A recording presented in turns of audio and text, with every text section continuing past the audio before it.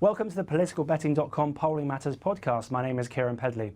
Well, they often say that a week is a long time in politics, don't they? And I think in the case of the US presidential election, that is certainly the case. But a couple of weeks ago, we had the Iowa caucus results where on the Republican side, Ted Cruz won and Marco Rubio looked like he was going to emerge as a standard bearer of the moderate wing. But now, last night, we had the New Hampshire primary results and Donald Trump returned to form and convincingly beating out the competition, whilst Marco Rubio finished a poor fifth after a disappointing debate performance at the weekend. And suddenly, a man that no one's been talking about until now, John Kasich, the governor of Ohio, has emerged as potentially the next in line for the establishment nomination, if you like. On the Democratic side, of course, we may have been expected what was coming a little more. Bernie Sanders, as the polls said, convincingly defeated Hillary Clinton. But now that that's happened in reality, do we think that Bernie Sanders might actually challenge Hillary Clinton in a more substantial way than the pollsters originally suggested? I'm going to be discussing some of these points and others on today's episode. I was joined earlier today by Kristen Soltis-Anderson and Margie Omero of the US political podcast, The Pollsters. It's definitely one worth checking out for those people following the race closely. And I started off today's episode by asking the pollsters who they thought the big winners and losers were of last night's result. So Kristen and Margie, thanks for joining us on today's episode. Kristen, I was going to start by asking you what you thought who you thought the big winners were from the GOP race last night. Of course, Donald Trump won convincingly, but I'd be interested to get your thoughts on who the big winners and losers might have been. Well, I think the big winner overall is the pollsters here in the U.S. who got things right on the money, showing that both Bernie Sanders and Donald Trump would win, and by very convincing margins. In fact, the only thing that the pollsters really missed on the Republican side was the Marco Rubio sort of decline in the late days, because polling sort of hadn't caught up to his final decline. But really, the winners, I think Donald Trump has just cemented the idea that he actually is a strong contender, that this is not just an entertainment story, that this is real, and that he has a significant chance of winning the Republican nomination. It's funny how things change, isn't it? Because last week everyone was talking about, in the aftermath of Iowa, with Marco Rubio finishing third, that he was going to emerge as this establishment candidate and perhaps Donald Trump really wasn't going to materialise and maybe he would be in trouble in New Hampshire. But here we are, sort of a week or so, maybe a little bit longer later, and now suddenly everyone's talking about John Kasich. I mean, what do you make of him finishing runner-up? So John Kasich really invested everything in trying to do well in New Hampshire in hopes that that would slingshot him into a stronger position moving forward. John Kasich will have some trouble moving forward, though, because his brand of sort of moderate republicanism is not going to play particularly well in the southern states, which are next up on the calendar. And he does not have as much infrastructure in states like South Carolina as does someone like a Ted Cruz. So while John Kasich is, of course, certainly counts as a winner coming away from last night, it is still unlikely, in my view, that he will ultimately be the Republican nominee.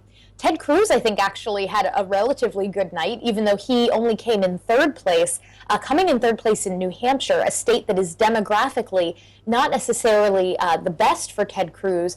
I think puts him in a strong position because he does do very well in South Carolina and in the quote-unquote Super Tuesday states that we will vote in on March 1st.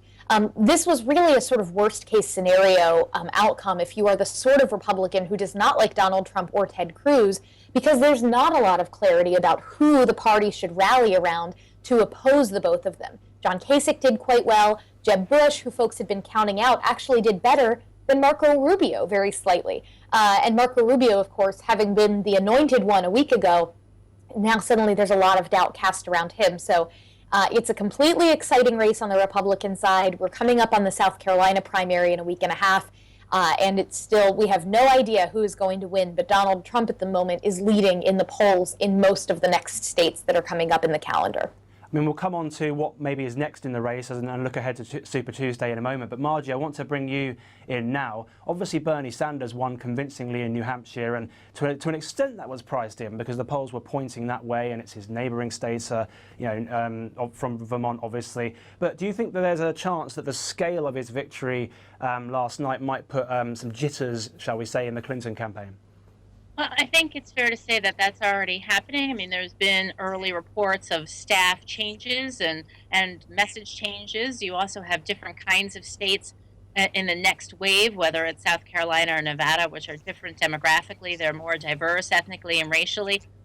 they're also indicating the Clinton campaign that they're really looking to March to when the nomination will be decided. It's not something they expect to be locked up immediately. That's what they've been saying. Those are the kind of expectations that they've been setting with folks as a result of what happened yesterday. But make no mistake, the fact that Clinton lost to New Hampshire, I think, is a tough loss for them personally, because New Hampshire was a place that has been very good to the Clintons. It's where Hillary Clinton rebounded after losing in Iowa to Barack Obama in 2008. It's where Bill Clinton called himself the comeback kid way back when in '92. So it's very much a state that they've spent a lot of time in, and that she spent a lot of time in over the years. So I do think that this is something that they're struggling with today. But as you said, it's not a surprise.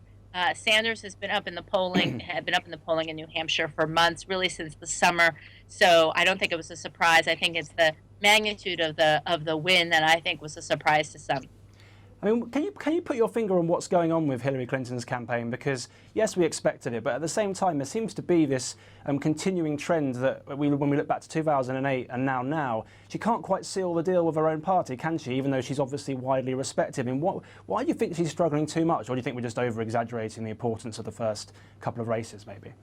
I think all that could be true at the same time. I think there's some truth to all of that. I think that this is an election where people are really looking for something completely new, completely different. People are feeling, even though the economy has rebounded since 2008, as we, in the fall of 2008, people still feel that the country's moving in the wrong direction, that government dysfunction is one of the biggest problems facing the country. That's something that you see in polls across party lines.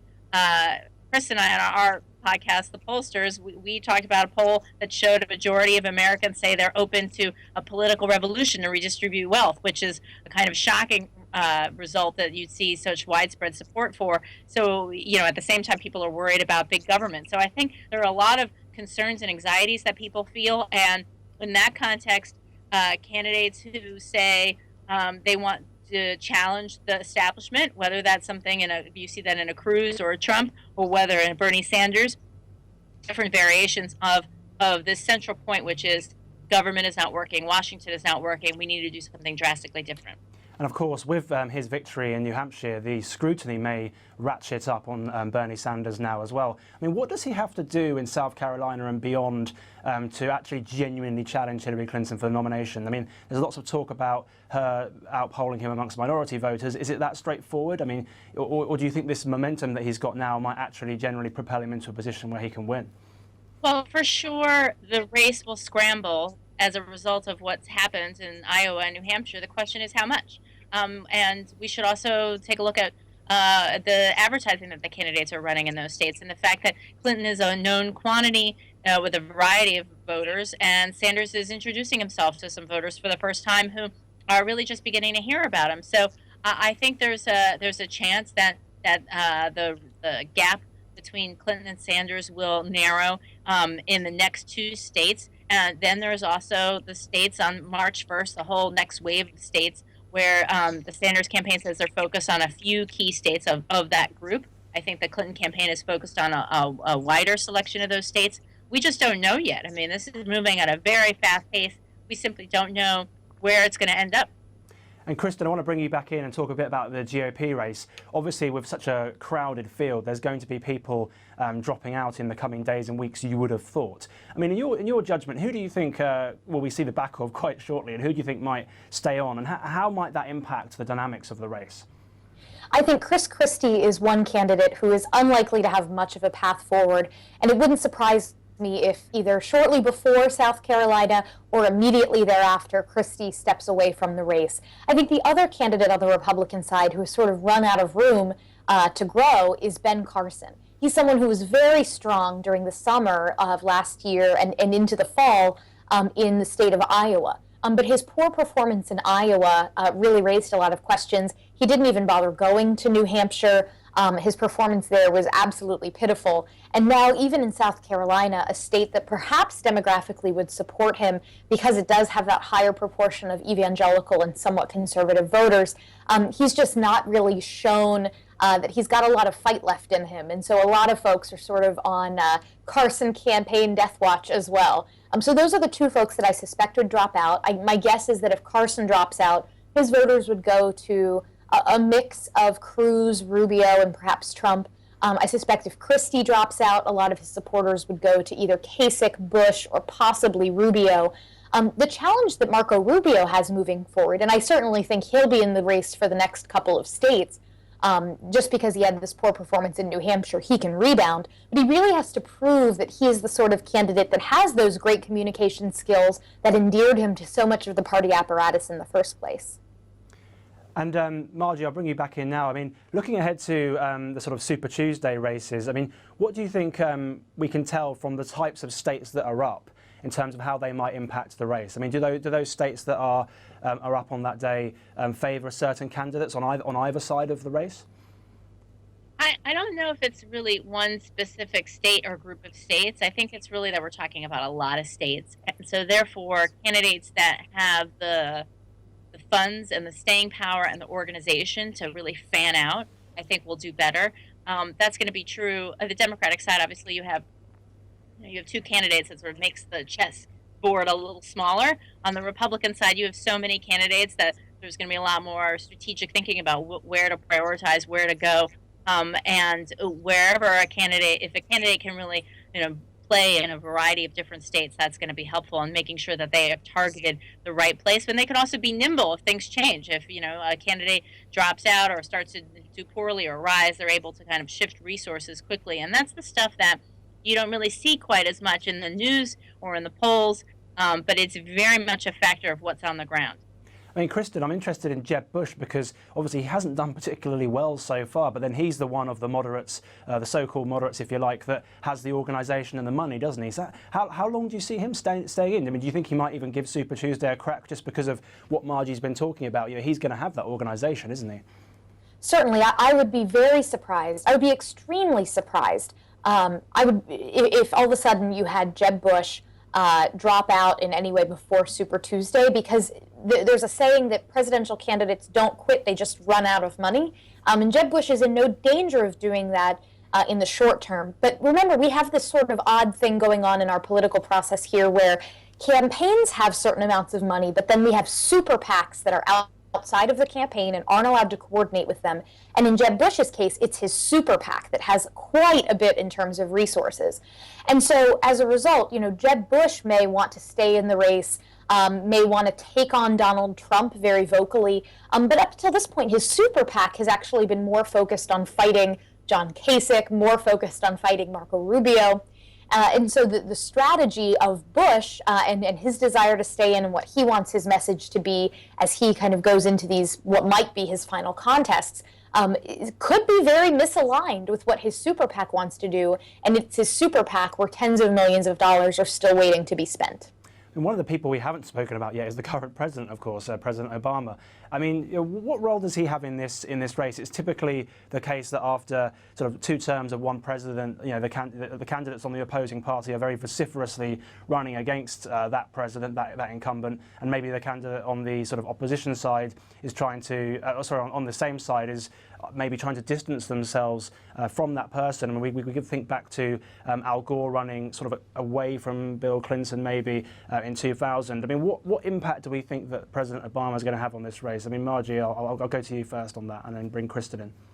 Sure. Well, Democrats really strongly support the president. Democrats and Democratic primary voters love the president, feel that he has encountered just an incredible amount of gridlock here in Washington. I think the exit polls in New Hampshire suggest that folks who want to see the president's policies continued are supporting Clinton more than Sanders. So as the race currently exists, the president, I think, is helping Clinton more than Sanders. Sanders is, seen as having some distance with the president or wanting to go beyond the president's policies in some areas. So I think when it comes to the president, you see both candidates ultimately wanting to close that gap because he's enormously popular across the board with Democratic primary voters. And of course, Kristen, on the flip side, and maybe this speaks to the polarization of American politics, the GOP candidates have to be very strongly against the president, and they'll have to repeal Obamacare and be vociferously against him, don't they? I think one of the more revealing moments was the moment that Marco Rubio had in the last debate, where he kind of struggled and repeated the same line 3 times in a row verbatim, leading to charges that he's a robot. And that line was an attack on President Obama, saying that he believes President Obama is intentionally trying to make America less great in just one other country in the world. This is exactly the sort of rhetoric that a lot of Republican voters really resonates with them. They do not trust the president. The challenge, I think, for Republicans is if you look at President Obama's job approval, it's actually gotten better in the last couple of weeks. That President Obama, his status with independents, has recovered very slightly. He's not an overwhelmingly popular president except with Democratic voters, but he's not an exceptionally unpopular president except with Republican voters. Independents have rebounded for him a little bit. And so this will be a challenge for Republicans moving forward. Is certainly they're going to say they want to take a different path than President Obama. But how do they draw that contrast effectively if, for instance, voters start thinking that the economy is a little bit better, if they do start feeling that perhaps the world is a little bit safer? I think Republicans would bet that voters will still be frustrated with the economy and frustrated with foreign policy, but figuring out how to best toe that line will be fascinating to watch both parties engage in the coming weeks and months.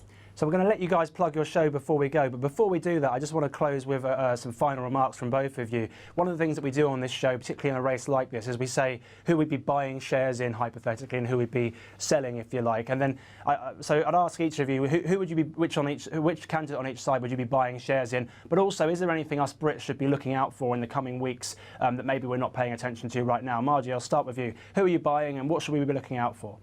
Yikes, lots of questions. Well, you can actually go buy shares. I mean, that's now a thing where we've talked to folks who do the predictive markets, which are actually pretty good at predicting the outcomes of elections, studies show. I mean, I would say, I guess I would be buying shares of Kasich for now, right? I mean, I guess the easy money is on Trump, and I guess Clinton still has the edge on the Democratic side, at least in terms of what the poll watchers and handicappers think. I would say Kasich is going to have a bit of a bump now for a while, so that would be who I would put some money on the Republican side. It's certainly a candidate that I think Democrats worry seems a little bit more moderate relative to the field. Now that's that the field has gone pretty far to the right, but I think folks see Kasich as somebody who can appeal to folks in the middle a little bit. On the Democratic side, I guess it's tough. The predictive market certainly suggests, and the handicapper suggests that Clinton has the advantage. But after last night, I think it's going to be a little bit narrower now for a while. As far as what we should be looking for next, I guess I would look at not just the polls. Make sure if you're looking at South Carolina or Nevada polls that they're recent polls, not polls from a couple weeks ago, because the race is going to scramble for sure. And also pay attention not to just the polls, but what's actually going on in the ground, the ads that people are running. Endorsements and the way the different campaigns are going to be reaching out to African American and Latino communities headed into that next wave of states, as well as the rest of the early-ish for voting states in March 1st and March 9th. And Kristen, what do you think? Would you agree with some of that? I would agree that you definitely want to look at polls that are recent, and right now there's not a lot of recent polling in this next wave of states, so stay tuned to see what new numbers come out in the wake of New Hampshire. If I'm buying right now, I'm buying Ted Cruz. Most of the prediction markets have his odds of being the Republican nominee somewhere around 10 to 15%, and I think that's far too low. At this point, I think there's about a third of a chance that Donald Trump is the nominee, and I think there's about a third of a chance that it's some combination of either Marco Rubio, John Kasich, or Jeb Bush. But I also think you've got about a third of a chance that it's Ted Cruz. And the reason I say that is because his voters, again, look like the types of voters that you're going to see participating in these March 1st states in particular. He's going to be able to rack up a lot of delegates, and his team has been very explicit about using sophisticated methods to figure out where they can get the most delegates bang for their buck. And I suspect that Ted Cruz will be the sort of person who, if there's a contested convention coming up for the Republicans this summer, he'll be someone who comes in well-armed to take advantage of that situation to try to win the nomination. So I'm absolutely buying Ted Cruz at 10 to 15%. And of course, if you want to follow the polls, I know there's a podcast in the US that you can sort of subscribe to do that. Which one of you wants to sort of tell our viewers a bit more about that? Sure. We are the Pollsters podcast. You can find us at thepollsters.com or on Twitter at the Pollsters. Margie and I started the show after we were the bipartisan team doing some coverage for NPR's State of the Union night about a year ago. And we've been doing the show for ever since. We just taped our 51st episode today. We had on Joe Lenski, who is sort of Mr. Exit Poll here in the United States. And we'd love to have more listeners from across the pond. We love to cover international elections and hope to have many of you join us as subscribers. Well, I know that people listening to this show and watching this podcast will enjoy your show as well. It's very good. They should certainly check it out. Kristen and Margie, thanks for your time. Thank you. That was Margie Amero and Kristen Soltis Anderson from the podcast The Pollsters there. Do check it out. For those of you that listen to this show and watch us on this channel, and you're obviously interested in the polls and the sort of political situation in the US, and their show is really good, so do give it a listen. One of the things that I thought was interesting there was they talked about buying and selling shares in different candidates. And I'm joined for the final segment of this show by Mike Smithson, of course, of politicalbetting.com. Welcome, Mike. And we were going to talk a little bit about what we thought the betting markets were saying about who you should buy and sell shares in. So John Kasich and Ted Cruz were mentioned there. I mean, what does some of your analysis show? What we've seen in relation to John Kasich is how he suddenly came from absolutely nowhere and has now been trading at sort of 14-15% when he was about 1%. And he has really established himself. Now, we all know that, as has been explained, that he put everything into that New Hampshire fight. And in fact, that seemed to have worked. But has he got it in him to sustain it? And I think there must be a lot of doubts about that. And I think he probably would have gone higher, but for those big question marks. Obviously, I think the other thing which I think has really helped Ted Cruz is the fact that he is still there. He came out with a much better result than anybody was thinking about. We saw a massive amount of activity overnight during when the results were coming in. You know, hundreds of thousands of pounds were being traded, and Cruz is actually moving forward. But the other one who's moved and suddenly opened up is, of course, Jeb Bush. Jeb Bush, for a long time, this fight was always going to be a Bush-Clinton fight, except it was a different Bush and a different Clinton. And what happened, of course, Trump came into the race in June, and Jeb Bush was then, I think, about a 55% shot to get the nomination, and he's declined and declined and declined, yet he's stuck in there. And of course, he's got all the resources. He's got a fantastic war chest. His various supporting, or what they call PACs, as we discussed. These are bodies which actually support the campaigns. He's got a lot there. And he got a much better result than expected overnight in New Hampshire, and that's seen in the betting. And of course, we've seen a big shakeout. We've seen Christie out of the race. We've seen Carson, who knows. And effectively, we've now got this down to 5. And I think that is really going to focus it. I find it very hard to make a call. I think Trump is very dominant. And as the polls were saying, the pollsters came out of last night extremely well.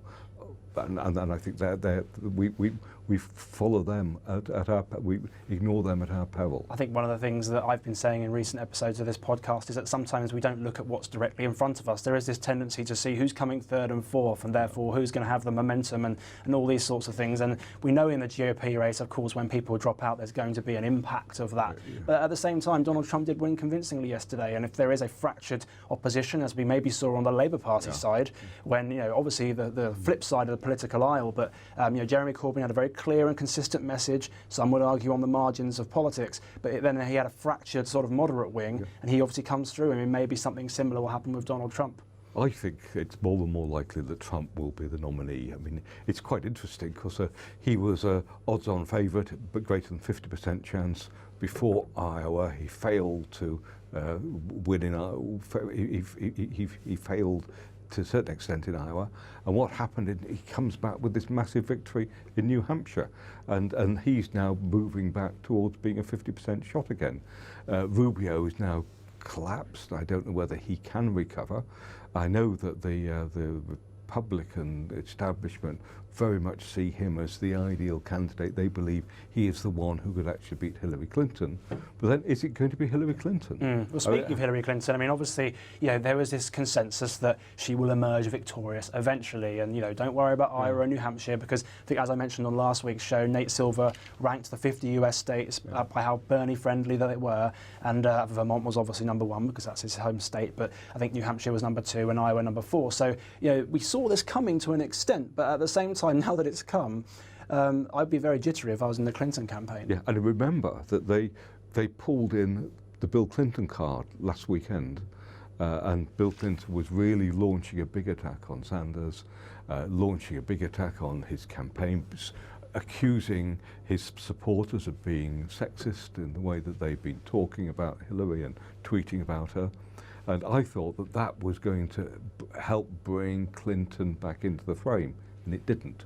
And I think that is quite significant.